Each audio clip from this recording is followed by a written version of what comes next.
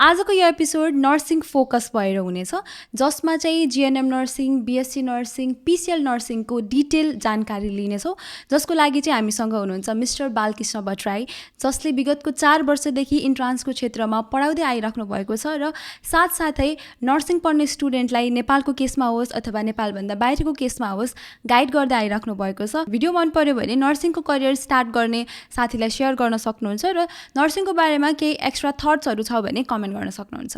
Sir नमस्ते, के छ, के हुँदैछ लाइफमा? नमस्ते मिस, ठिक छ, एकदम राम्रो छ, रमाइलो छ। अहिले हामी बुटोलको परिवेशमा छौँ, अलिकति गर्मी छ यता, अरू सब ठिक छ भनौँ। ठिक छ। आजको चाहिँ इन्ट्रेस्टिङ टपिक नर्सिङ भन्ने छ होइन। सर्वप्रथम त यो नर्सिङ भन्ने चाहिँ कहाँबाट स्टार्ट भयो, थोरै हिस्ट्रीतिर खतुलाउँ न। यस्तो छ, अब नर्सिङलाई हेर्नुहुन्छ भने नर्सिङ भन्ने बित्तिकै दुईवटा कुरा आउँछ, एउटा सपोर्ट र केयरको कुरा आउँछ। यसलाई हजारौँ वर्ष अगाडि जुन अब पेसेन्टहरू बिरामी हुँदै गर्दा फ्यामिलीमै केयर गर्ने जस्ता कुराहरूबाट सुरु भएको मानिन्छ। पछि गएर चाहिँ अब तपाईँले पहिलो फर्स्ट लेडी नर्स भनेर चाहिँ हामीले फ्लोरेन्स नाइटिङ्गेललाई पनि चिनिन्छ। सन् 1800 चाहिँ तपाईँको जर्मनी, फ्रान्स, रसिया जस्तो देशहरूको चाहिँ जुन युद्ध भएको थियो, त्यतिखेर चाहिँ तपाईँहरूको युद्धमा घाइते भएका सैनिकहरूलाई उपचार गर्ने, उनीहरूलाई केयर गर्ने, सपोर्ट गर्ने, हस्पिटलको हाइजिनमा चाहिँ तपाईँको सपोर्ट गर्ने कुराहरू चाहिँ फ्लोरेन्स नाइटिङ्गेलले सुरु गर्नुभएको थियो। यो गर्दै गर्दा चाहिँ पहिलाको कम्पेरिजनमा जुन सैनिकहरूको मृत्युदर थियो त्यो एकदमै घट्यो, जसले गर्दा चाहिँ एउटा सपोर्ट केयर जस्तो पेसा चाहिँ एउटा चाहिन्छ भन्ने हिसाबले चाहिँ बिस्तारै नर्सिङको चाहिँ सुरु भयो। पछि गएर फ्लोरेन्स नाइटिङ्गेलले आफै पनि नर्सिङ स्कुल पनि सुरु गर्नुभयो। त्यसले गर्दा चाहिँ बिस्तारै नर्सिङको एजुकेसन चाहिँ यसरी चाहिँ सुरु भएको मानिन्छ। अहिलेको केसमा चाहिँ अब जहाँ गए पनि नर्सिङ नै पढ्छु भन्ने, जसले पनि नर्सिङ नै पढ्छु भन्ने एउटा ट्रेन्ड जसरी नै गइरहेको छ होइन।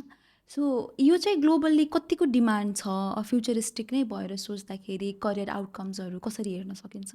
एकदम राम्रो प्रश्न गर्नुभयो। अहिले नर्सिङको जता पनि ट्रेन्डिङ नै छ, धेरै विद्यार्थी भयो भने नर्सिङलाई नै टार्गेट गरेर बस्नुभएको छ। अब तपाईँले WHO, that is World Health Organization, र ICN, that is International Council of नर्सको 2020देखि 24को रिपोर्टै हेर्नुभयो भने पनि उनीहरूको रिसर्च अनुसार सन् 2030सम्म पुग्दै गर्दा चाहिँ ग्लोबल्ली 13 मिलियन नर्सको सर्टेज हुन्छ भनेर चाहिँ एउटा रिपोर्टै निकालेका छन्, एउटा प्रेडिक्सनको रूपमा।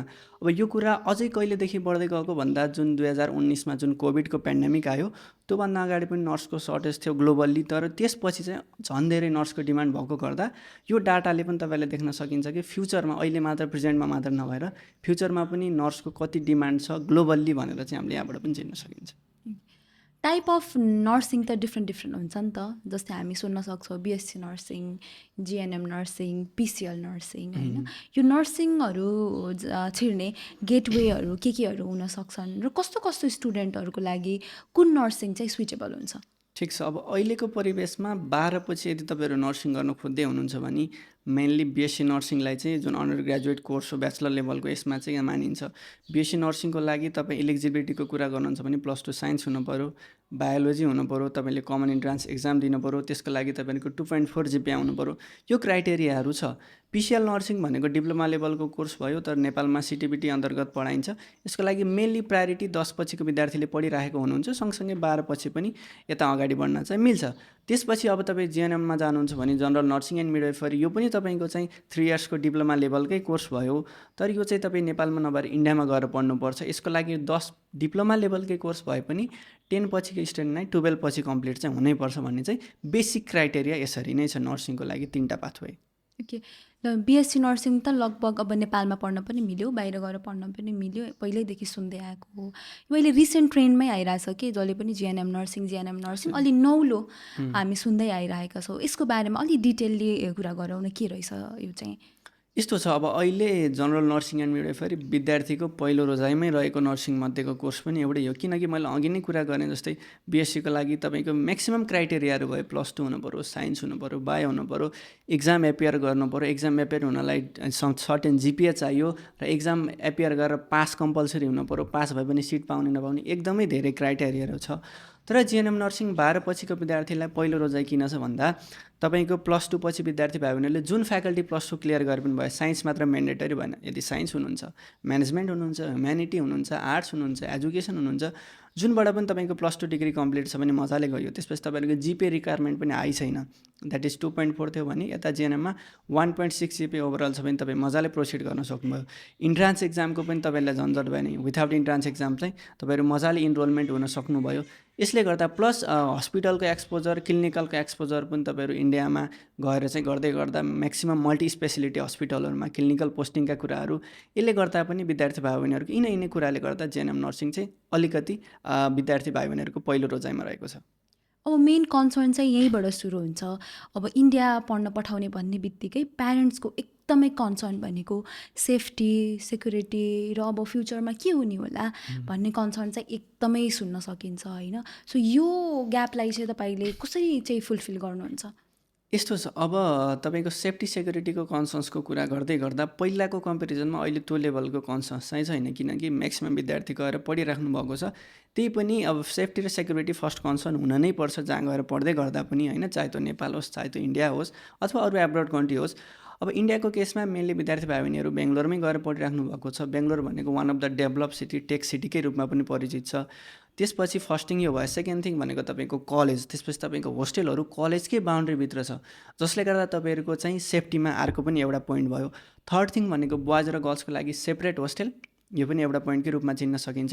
र कतिपय कलेजहरूमा तपाईँको कलेज, होस्टेल र मेडिकल हस्पिटलहरू समेत आफ्नै कलेज बााउन्ड्रीभित्र, पेरिफेरीभित्र, जसले गर्दा चाहिँ सेफ्टीमा एकदमै राम्रो रोल छ। र मेन थिङ भनेको नेपाली विद्यार्थीहरू जाँदै गर्दा गएर उहाँ इन्डिया विद्यार्थीहरूसँग बस्नुपर्छ, कर्नाटकको विद्यार्थीसँग बस्नुपर्छ भन्ने समस्या छैन।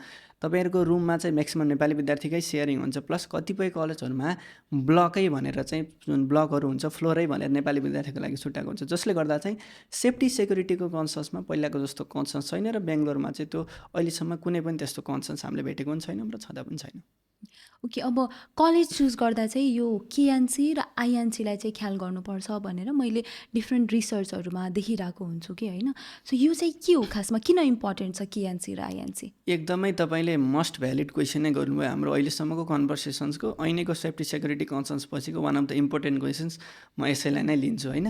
किन भन्दै गर्दाखेरि चाहिँ आइएनसी भनेको इन्डियन नर्सिङ काउन्सिल, केएनसी भनेको कर्नाटक नर्सिङ काउन्सिल है। यो दुईवटा नर्सिङ काउन्सिल छ जुन यदि तपाईँहरू इन्डियामा गएर चाहिँ जिएनएम नर्सिङ गर्दै हुनुहुन्छ, पार्टिकुलरली बेङ्गलोरमा भने चाहिँ जुन त्यहाँको स्टेट छ कर्नाटक, त्यहाँबाट नर्सिङ काउन्सिलबाट अपडेटेड भएको हुनु पऱ्यो फर्स्ट थिङ। र सेकेन्ड थिङ भनेको इन्डियन नर्सिङ काउन्सिलबाट, किनकि यदि तपाईँहरू इन्डियामा गएर त्यहाँ जिएनएम नर्सिङ पढ्दै हुनुहुन्छ भने नेपालबाट तपाईँहरू एनओसी लिएर जानुपर्छ। एनओसी लिएर गएर तपाईँ डिग्री कम्प्लिट गरिसकेपछि नेपालमा आएर चाहिँ लाइसेन्स एक्जाम दिएर फर्दर नेपालमै अथवा एब्रोड जान पनि सक्नुहुन्छ। तर त्यसको लागि बेसिक क्राइटेरिया भनेको एनओसी हो। तपाईँ एनओसी चाहिँ नेपाल सरकारले इन्डियाको इन्डियन नर्सिङ काउन्सिलबाट अपडेटेड भएको कलेजहरूलाई मात्र दिन्छ। त्यही भएर तपाईँहरू जाने, फीका कुराहरू, अरू कुराहरू हेर्ने, तर आइएनसी अपडेट, केएनसी अपडेट हेर्नु भएन भने यो कुराले तपाईँहरूलाई अहिले त राम्रै होला, तर फ्युचरमा चाहिँ तपाईँलाई पछि चाहिँ गाह्रो हुनसक्छ। त्यही भएर यो वान अफ द मेन कन्सर्नको विषय चाहिँ यो कुरा चाहिँ ख्यालै गर्नुपर्छ विद्यार्थी भाइ बहिनीहरूले। अर्को स्टुडेन्ट्सहरूको मोस्ट आस्क्ड क्वेसन, कस्ट कति लाग्छ होइन? अब नेपालमा नर्सिङ पढ्दै गर्दा, बाहिर नर्सिङ पढ्दै गर्दा के डिफ्रेन्सहरू छ? सो यो बारेमा पनि थोरै छरपष्ट पारिदिनुहोस्। अब कस्टिङको कुरा कस्तो छ भन्दा तपाईँले डिप्लोमा लेभलको नर्सिङको कस्टिङ हेर्नुभयो भने नेपाल र इन्डियाको कम्पेरिजनमा एफोर्डेबल एजुकेसन पाउनु छ तपाईँहरूले इन्डियामा नर्सिङको केसमा है। दुई प्रकारको कलेज हुन्छ, मेडिकल हस्पिटल, त्यसपछि तपाईँहरूको नर्सिङ कलेज गरेर। मेडिकल यदि तपाईँहरूसँग एफोर्डेबल छ, पैसा एफोर्ड गर्न सक्नुहुन्छ भने चाहिँ मेडिकल हस्पिटलतिर पनि जान सक्नुहुन्छ होइन। हामीसँग लिमिटेड बजेटमा राम्रो कलेज खोज्दैछौँ भने तपाईँहरूले नर्सिङ कलेज पनि जान सक्नुहुन्छ। तपाईँले नर्मल्ली 6 लाख नेपालीदेखि 8-9 लाख नेपालीसम्म चाहिँ 3 वर्ष नर्सिङ पढेको, खाना, बस्न, होस्टेल सम्पूर्ण चाहिँ यसरी चाहिँ क्यालकुलेसन गर्न सक्नुहुन्छ। कलेजहरूको डिपेन्ड अनुसार फी हुन्छ, तर तपाईँहरूले आफ्नो बजेट अनुसार चाहिँ प्लान गर्न सक्नुहुन्छ। ओके, सो यो स्टुडेन्टले जिएनएम पढ्दै गर्दाखेरि मेडिकल कलेजमा पढ्दै गर्दा र नर्सिङ कलेजमा पढ्दै गर्दा के कस्तो डिफ्रेन्सहरू हुन्छ?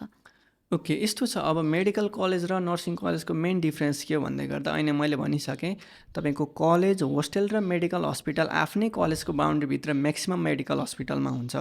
मेडिकल हस्पिटलमा चाहिँ तपाईँहरूको अलिकति बढी नर्सिङ मात्र नभएर अरू डिग्रीहरू पनि पढायो भने एमबिबिएस, एमडी लेभलकोसम्म पनि पढाइ भएको हुन्छ कुनै पनि कलेजहरूमा होइन। भने नर्सिङमा पनि तपाईँहरूको म्याक्सिमम् कुनैमा त छ, होइन भने म्याक्सिमम् नर्सिङ कलेजहरूमा आफ्नो कलेज त्यसपछि होस्टेल चाहिँ आफ्नो बााउन्ड्रीभित्र, तर क्लिनिकल पोस्टिङको लागि नजिकैको एउटा मल्टी स्पेसिलिटी हस्पिटलहरूमा गएर चाहिँ उहाँहरूको पोस्टिङहरू हुने गर्छ।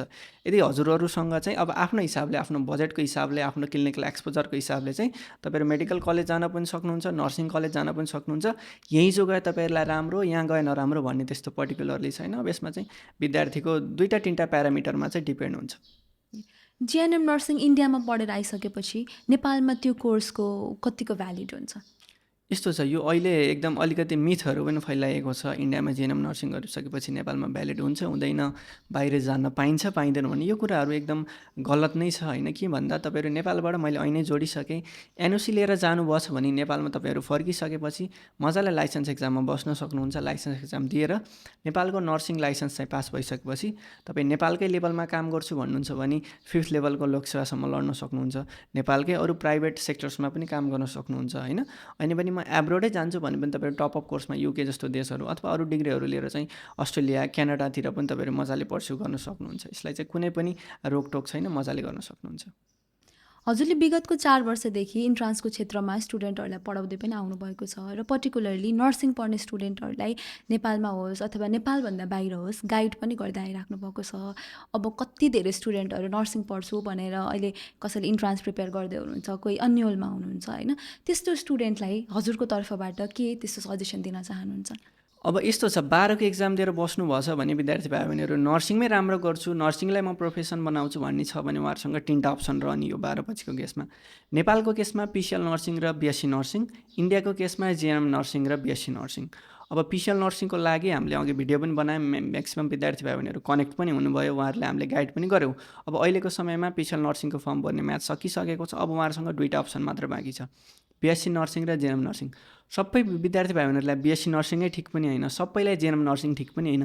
विद्यार्थी हेरेर उहाँहरूको अब पढाइ कस्तो छ, उहाँहरू कुन फ्याकल्टीबाट पढ्नुभएको छ, उहाँहरूको अब इन्ट्रान्स एक्जाम एपियर गर्ने छ कि छैन, त्यो सबै कुराहरू प्यारामिटर हेरेर विद्यार्थी भाइ बहिनीहरू अनुसार जिएनएम पढ्ने कि बिएससी नर्सिङ भन्ने उहाँहरूमा डिपेन्ड हुन्छ। सो तपाईँहरू यदि के पढ्दा ठिक हुन्छ, मलाई कुन कोर्स चाहिँ ठिक हुन्छ, बेटर हुन्छ जस्तो छ भने तपाईँहरू मजाले कन्ट्याक्ट गर्न सक्नुहुन्छ हामीलाई। हामी तपाईँहरूलाई मजाले गाइड गर्छौँ। यदि तपाईँहरू 12 पछि नर्सिङमै राम्रो गर्छु भन्नुहुन्छ भने चाहिँ हामी तपाईँहरूलाई मजाले नै गाइड गर्नेछौँ।